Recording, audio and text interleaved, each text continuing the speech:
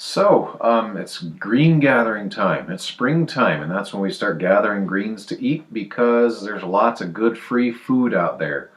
So I went out and gathered a few things earlier this evening, put them all in this bowl, so check it out. So something we have here, this, people call it wild cucumber.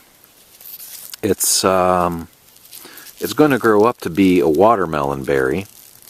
Right now, it's a little bit dangerous because it could be mistaken for false hellebore.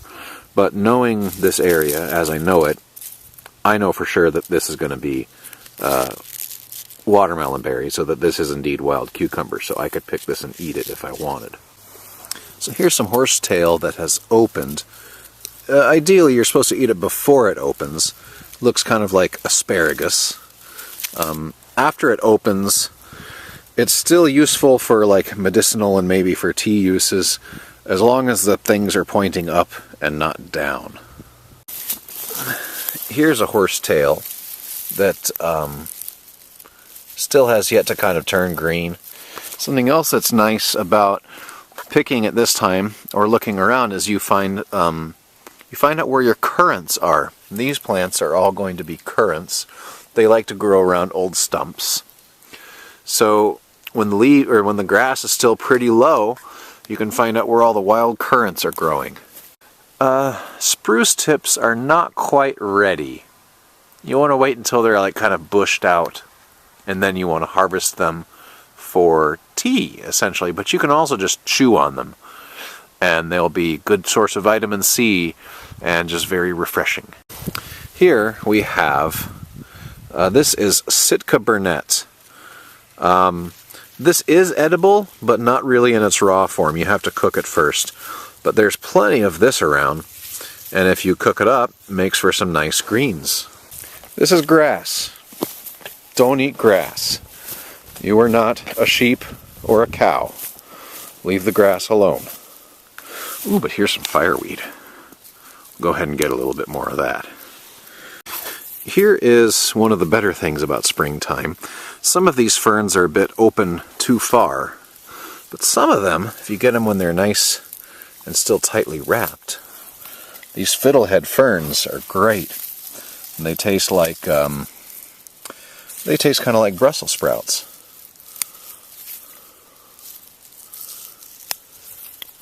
But once they start to open up a bit, you don't want to pick them anymore. Now here is a willow. Willow is another spring treat. You can see all the catkins on it. So these willow leaves are all nicely edible. So I'm going to go ahead and get some of those. Add them to my bowl. Just make sure you know how to identify willows and that you're not actually eating young poplars. They can look similar to willows at certain ages. And here we have kind of the ultimate in spring greens, dandelion. Now, dandelion is one of the most nutritious greens that you can eat. You want to get it while it's small. It's still edible when it's big, but like any of these spring greens, the bigger it gets, the more bitter it is.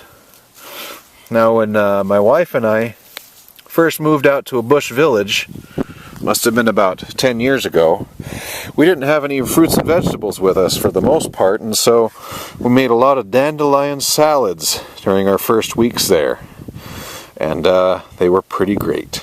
Now it's time for some taste testing, although many of these I've eaten before. And often these are not eaten raw. I mean, usually you want them rinsed, sometimes you want them cooked. A lot of these people will traditionally dip it in oil or something when they eat it. I'm going to eat them all raw just because I have them here. So I'm going to start off with Fiddlehead Fern there. See, it's all kind of tightly coiled up there. That means it's still good to eat. I actually had some of these with dinner tonight. They were cooked in some meat juices along with some like mushrooms and some various other veggies. So fiddleheads, you can eat them raw. You want to at least rinse them first, but sometimes you want to cook them. Since it rained earlier today, I don't need to really rinse them. So I really like them. They taste kind of like a Brussels sprout kind of thing. Maybe a little bit like broccoli at times. But here's another. If I didn't like it, I wouldn't eat two of them. They just taste like so nice and green. All right. Next up, we're going to do horsetail. You want to get it, as I noted before, it starts leafing out, ideally. Although I've seen people eat it, and they're not leaves. They kind of shoot out these like spiky things. I've seen people eat it in that green stage, so I mean it won't kill you, but this is supposed to be the way to do it.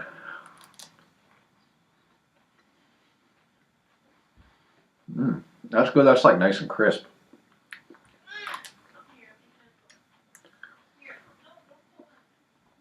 And people liken these to asparagus, partly because of the appearance, but probably also because of the taste. So. All right. Next up, the little baby willow leaves. Willows, you only want to eat them like this once the leaves get big. They're not really good to eat anymore, but these are all good. Of course, I could kind of separate them one by one, eat them like that. So, little willow leaves, nice little clump. All right, next up, we've got our mini fireweed, little tiny fireweed greens that I had picked. Fireweed, you can even pick it later in the year. Like all these other greens, you want to get them all like when they're very young and tender. If you want to eat fireweed later in the year, you just got to pick the very small ones that are at the very top of the plant. I do that all the time if I'm just walking along near some fireweed and I feel like eating some. And then finally, our dandelion greens, which should look familiar to basically everybody, because these are the same dandelions that grow just all over the world. So, and as many people know, people who like to browse and gather wild plants for eating, dandelion greens have just tremendous nutritional value that you can't get out of any other green. So, I mean, they're free, they're good, they grow everywhere. I don't know why everybody's not making dandelion salads, because they could. But I don't know, we like our iceberg lettuce wrapped in plastic for whatever reason. Go figure. Anyway, quick guide to spring greens. Of course, there are other spring greens to be eaten in Alaska. A lot of them that are maybe specific to beach areas. Some of them more specific to riparian areas along a river. But these are just the ones that I can gather just right outside my house here in South Central Alaska. So thanks for tuning in.